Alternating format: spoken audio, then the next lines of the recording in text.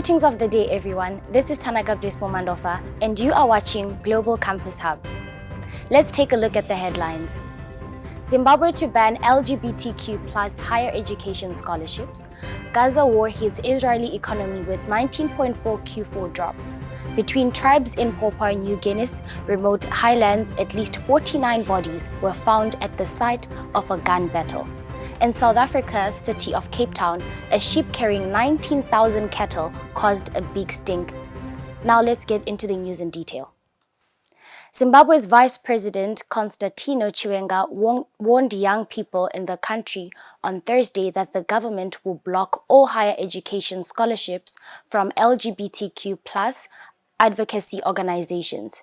In his statement, Chiwenga denounced the LGBTQ plus organization scholarships as unlawful and a move by foreign interests to recruit less privileged students into lesbian, gay, transgender, and bisexual activities.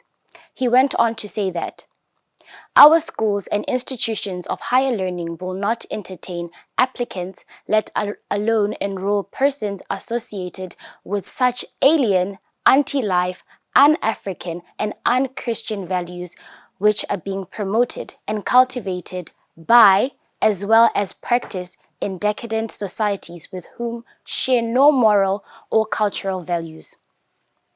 Zimbabwe is a sovereign African state with definite laws and values which typify it, cutting it apart from others. Chiwenga advised young Zimbabweans who qualify for enrollment in higher education to approach government departments tasked to give grants and scholarships for support, especially those with deserving cases. Zimbabwe has passed laws criminalizing homosexuality under the Criminal Law Act Section 73, prohibits sexual relations between males. According to Amnesty International, Zimbabwe is one of 33 countries in Africa where homosexuality is criminalized, with Mauritania, South Sudan, North Nigeria, and southern Somalia, including the death penalty as punishment for homosexual acts. Israel's economy took a deep dive in the fourth quarter due to its war with Hamas in Gaza, but 2023 still ended with positive growth, data showed on February 19th. The country's gross domestic product contracted on annualized 19.4% in the last 3 months. Compared to the previous quarter, the Central Bureau of Statistics said in an initial estimate for all of 2023, the economy grew 2% compared with 6.5% in 2022, but above an Organization for Economic Cooperation and Development, an average of 1.7%. However, per capita GDP slipped 0.1% last year versus an OECD average of 1.2% growth. The war was raged since Hamas' October the 7th attack on southern Israel, depending on the length of the conflict and whether it expands to other fronts. The economy is expected to grow as much as 2% in 2024.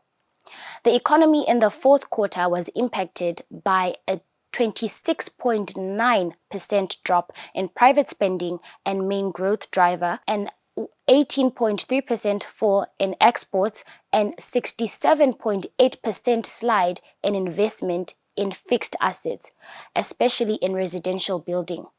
The government spending, mainly on war expenses, jumped 88.1%. At least 49 bodies were found at a site of a gun battle between tribes in Papua New Guinea's remote highlands.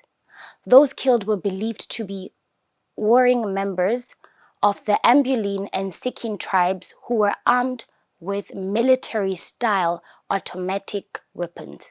The bloodshed broke out Sunday morning over a protracted land dispute in the Middle Lay area of Enga province, located over 600 kilometers northwest of capital Port Moresby. Papua New Guinea, a Pacific island nation to a population of around 10 million, is rich in resources, but its economic growth has long trailed its neighbors, and it has one of the highest crime rates in the world.